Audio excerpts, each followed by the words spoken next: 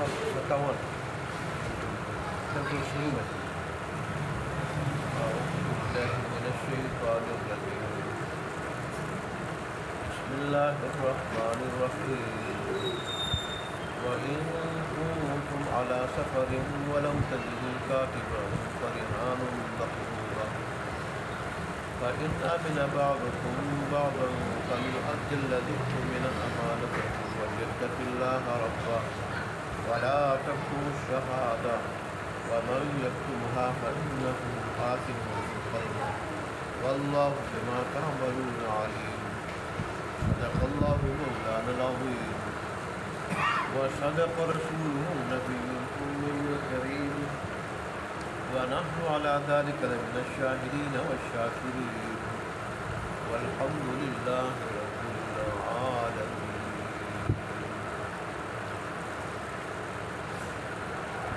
گزشتہ آیات میں اللہ تبارک و تعالیٰ نے ادھار لین دین سے متعلق 3 بنیادی قوانین بتائے تھے۔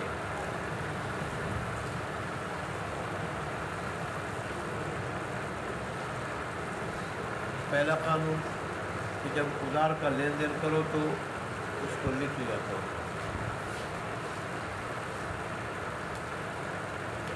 دستاویز تیار کرو تاکہ کل پھر جھگڑا نہ ہو، خلاف نہ ہو، شک و شبہ نہ ہو۔ دوسرا قانون تھا کہ گواہ بھی بنا لو۔ تاریخ سے بھی انسان وہ کر سکتا ہے کہ میری تاریخ نہیں، میں نے لکھا تو اس کے اوپر گواہ بھی بنا لو۔ دستاویز سے متعلق اور گواہ سے متعلق کہ کتنے گواہ ہوں، کس قسم کے گواہ ہوں، وہ تو تفصیلی احکام آ چکے ہیں، تفصیلی ذکر ہو چکا ہے۔ آج کی آیت میں اللہ نے تیسرا قانون ذکر کیا، ادھار کے لین دین سے متعلق تیسرا قانون کہ اگر تم ایسی جگہ ہو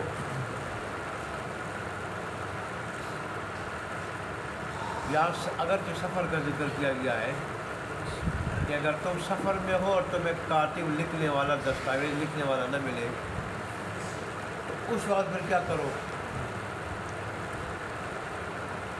تو فرمایا کہ اس وقت پھر گروی رکھاؤ، رہن رکھاؤ قرض خواہ کے پاس جس نے قرض دیا، کوئی چیز اس کے پاس بطور امانت رکھاؤ کہ بھئی جب تک میں قرض واپس نہ کروں یہ چیز تیرے پاس رہے، اور جب میں وہ زمین بھی ہو سکتی، مکان بھی ہو سکتا، وہ کوئی جانور بھی ہو سکتا ہے، وہ زیور بھی ہو سکتا ہے، کہ جب میں تیرا قرض ادا کروں پھر میری امانت مجھے واپس کر دو۔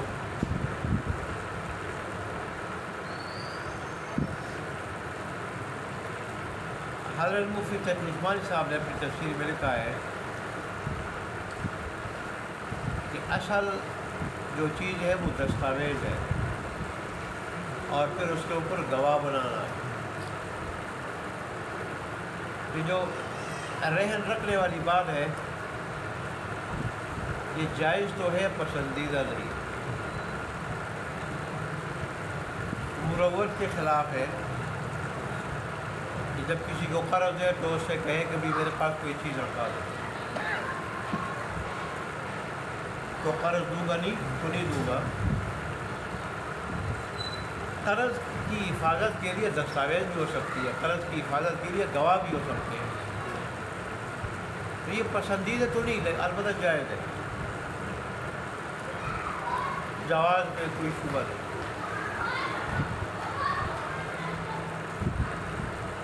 یہاں اگر تم سفر میں ہو تو یہ سفر کا جو ذکر ہے یہ قید اتفاقی ہے، اعتراضی نہیں ہے کہ اگر سفر میں نہ ہو تو پھر جائز نہیں ہے۔ اتفاقی کا مطلب عام طور پر چونکہ سفر میں اس کی ضرورت پیش آتی ہے کہ کوئی لکھنے والا ملتا نہیں ہے، اور ظاہر یہ اس دور کی بات ہے جب قرآن نازل ہو رہا تھا،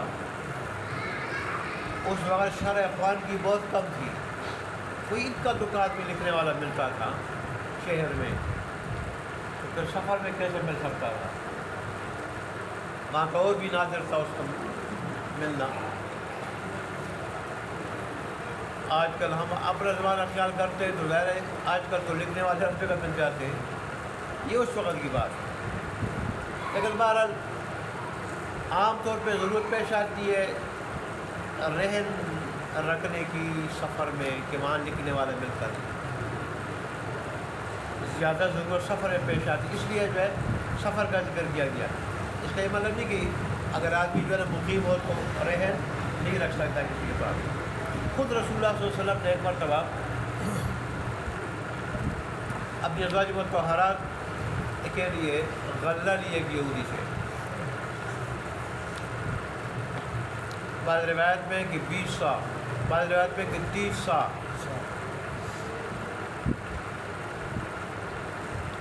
تو اس یہودی کے پاس اپنی زرہ گروی رکھوائی رسول اللہ کو، رہن رکھوائی یہودی کے پاس۔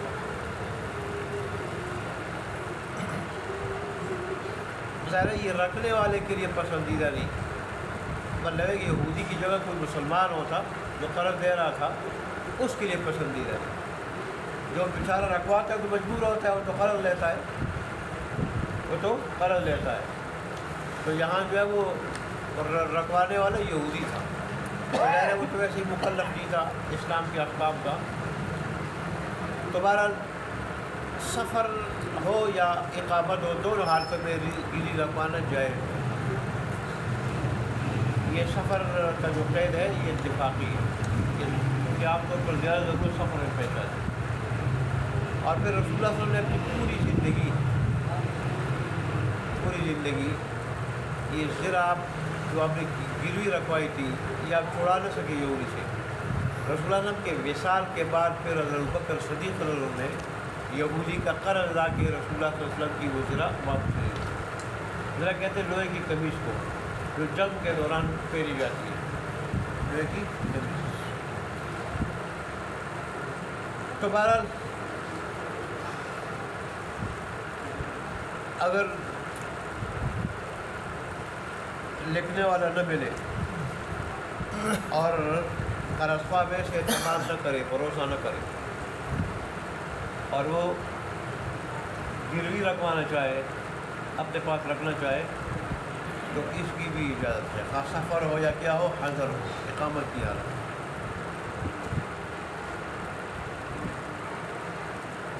دونوں طرح جائز ہے، لیکن ایک بات ہے، یہاں اللہ تبارک و تعالیٰ نے گروی کو امانت فرمایا کہ مرتہن جو گروی رکھوائے نا قرض لینے والا، تو اس کو راہن کہا جاتا ہے عربی میں، یا فقہا کی اصطلاح میں راہن۔ اور جس کے پاس گروی رکھائی جاتی ہے اور جو اپنے پاس رکھتا ہے اس کو مرتہن کہا جاتا ہے، جو قرض دیتا ہے اس کو مرتہن کہا جاتا ہے، اور خود جو ہے نا اس گروی کو رہن کہا جاتا ہے، رہن۔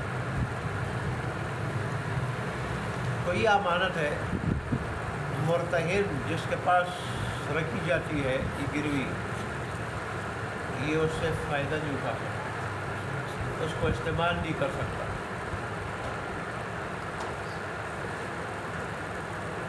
اس مسئلے میں قدر اختلاف پایا جاتا ہے، بعض کہتے ہیں کہ جائز ہے، وہ کچھ روایات پیش کرتے ہیں، لیکن جمہور کے نزدیک جائز نہیں۔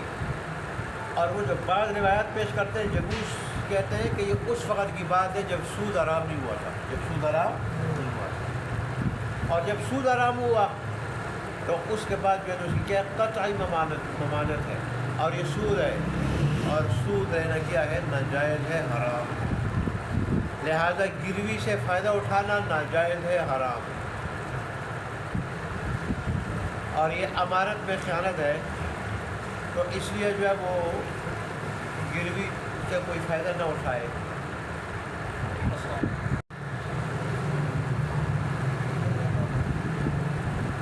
فائدہ اٹھانا جائز نہیں ہے۔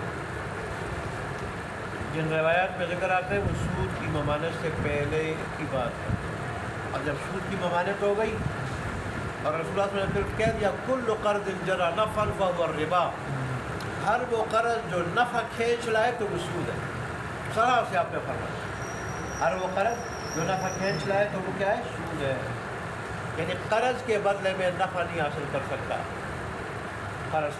قرض دینے والا قرض کے بدلے میں کوئی نفع حاصل نہیں کر سکتا. لہٰذا یہ رہن تو ٹھیک ہے اپنے پاس بطور امانت رکھ دے کہ کل اگر وہ اس کا قرض ادا نہ کرے وقت مقررہ پر تو اس کو بیچ کے جو پیسے اس کے وہ لے لے، اور اگر پیسے کچھ بچ جائے زیادہ کی چیز بک جائے زیادہ کی تو پھر جو بچ جائے وہ پیسے دے دے اس کو، لیکن اس سے فائدہ نہیں کہا.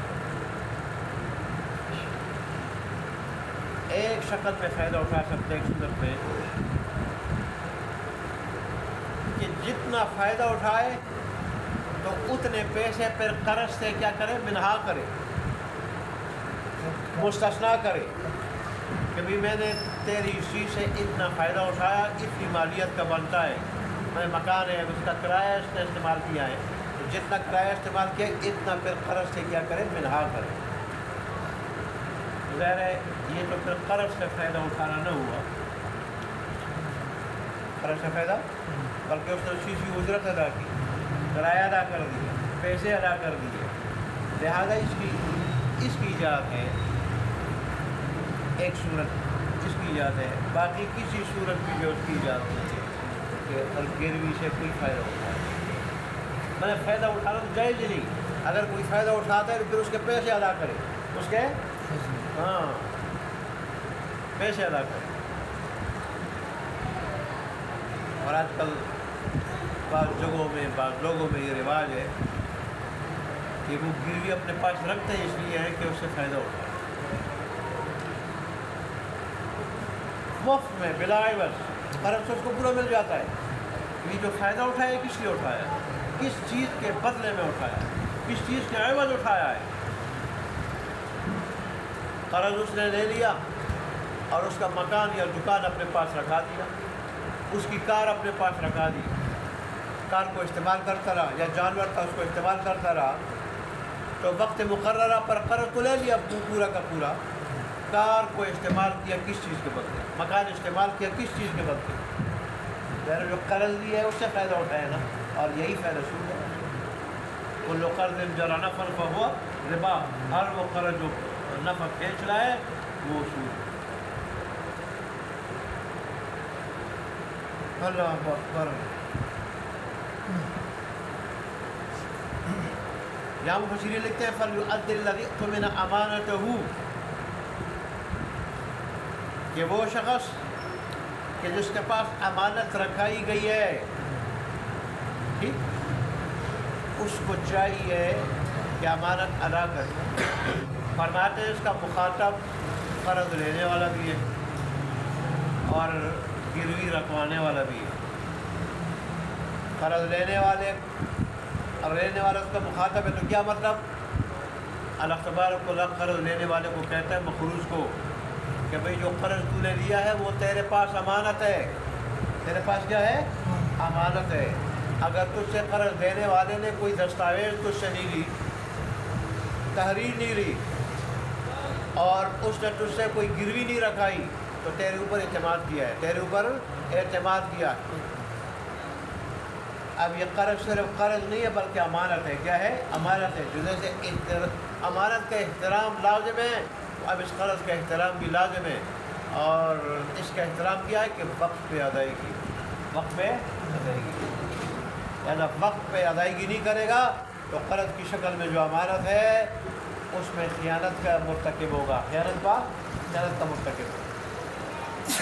اور ظاہر یہ اس بات کی دلیل ہوگی کہ اس آدمی کا جو دل ہے وہ ٹھیک نہیں ہے، اس میں روحانی گڑبڑ ہے، روحانی گڑبڑ.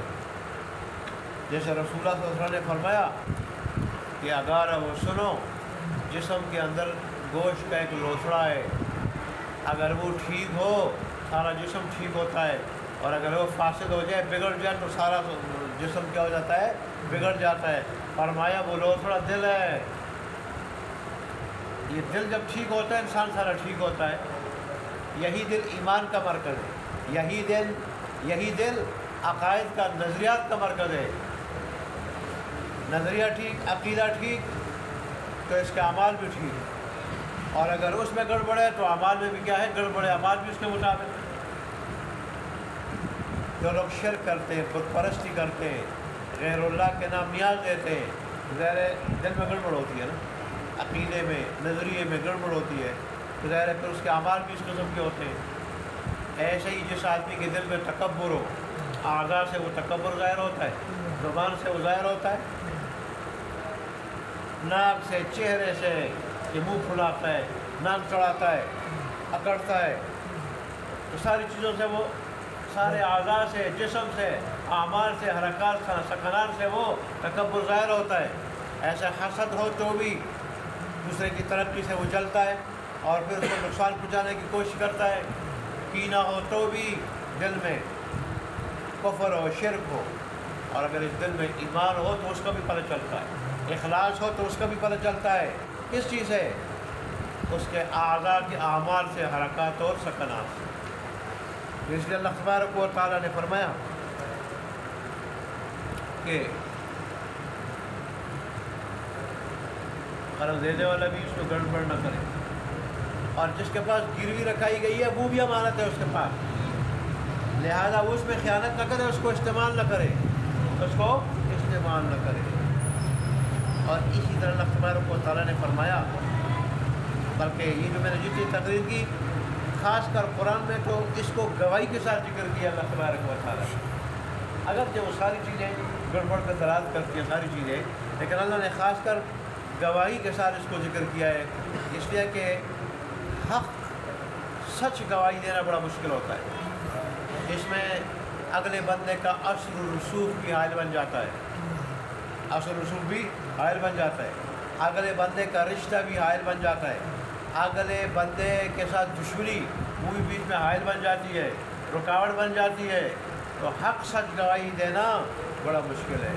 حق سچ گواہی وہ شخص دے سکتا ہے کہ جس کا دل ایمان کے اعتبار سے بڑا مضبوط ہو، جس کا دل بڑا متقی، پرہیزگار، اللہ سے ڈرنے والا ہو، خوف خدا اس میں موجود ہو، وہی سچی پکی گواہی دیتا ہے، اس میں کسی کی رعایت نہیں کرتا، جو وہ حق سمجھتا ہے اس کے مطابق کیا کرتا ہے؟ گواہی دیتا ہے۔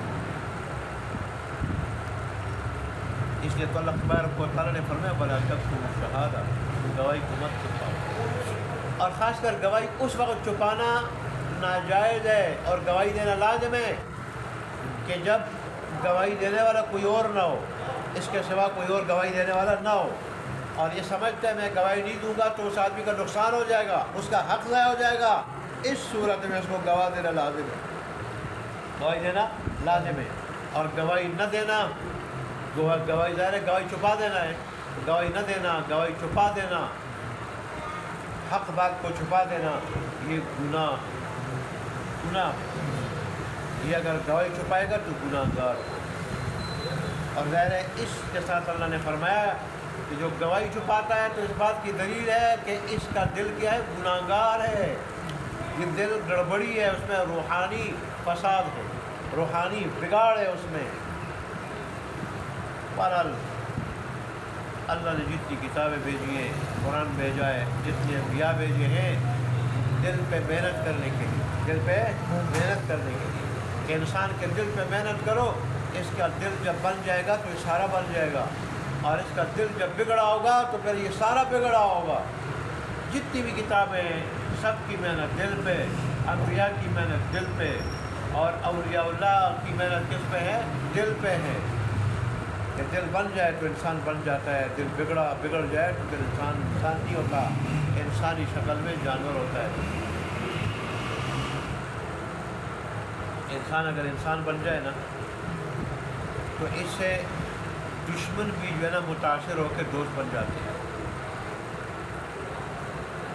اور سخت دل موم بن جاتے ہیں۔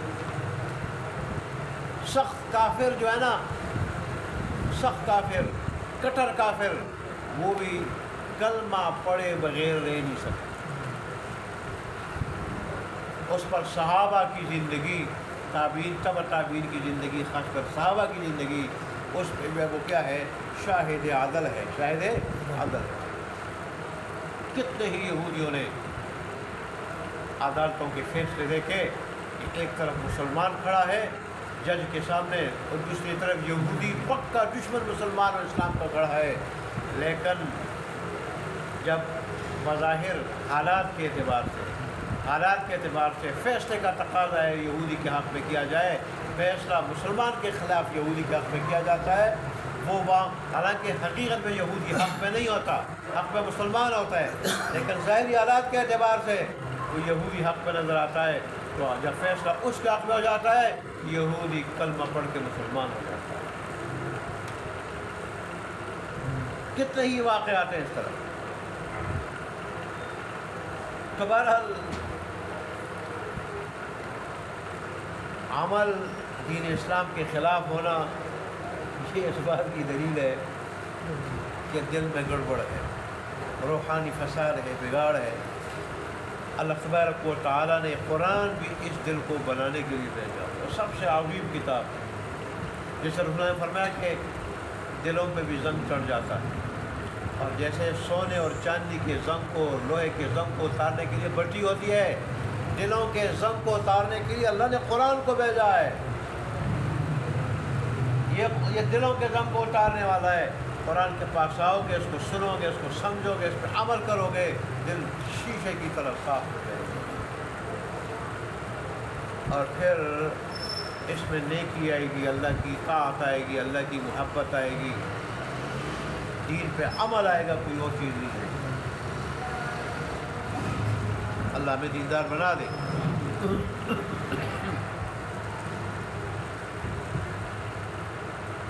آگے اللہ تبارک و تعالیٰ نے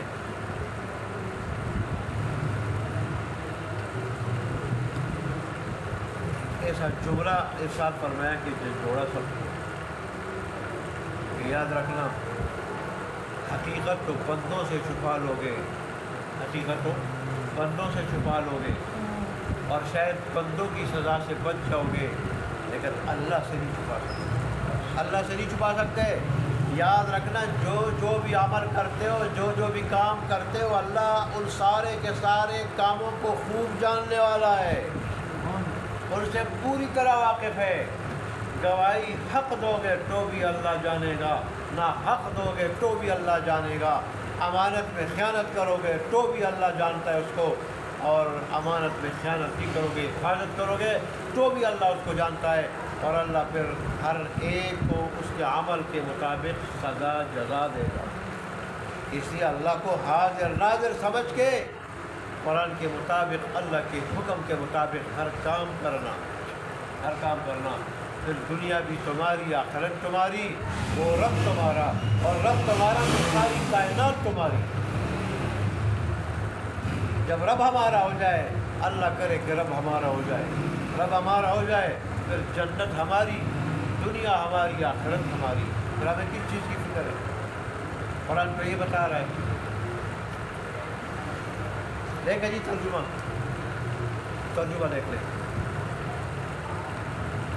وَإِن كُنتُمْ، اور اگر ہو تم، عَلَىٰ سَفَرٍ، کسی سفر پہ، وَلَمْ تَجِدُوا، اور نہ پاؤ تم، کاتباً، کوئی کاتب لکھنے والا، فرحان مقبوضہ، بس رہن ہے قبضہ کیا ہوا، رہن کو قبضے میں رکھ دیا کرو، گروی، فَإِنْ أَمِنَ بَعْضُكُمْ بَعْضًا،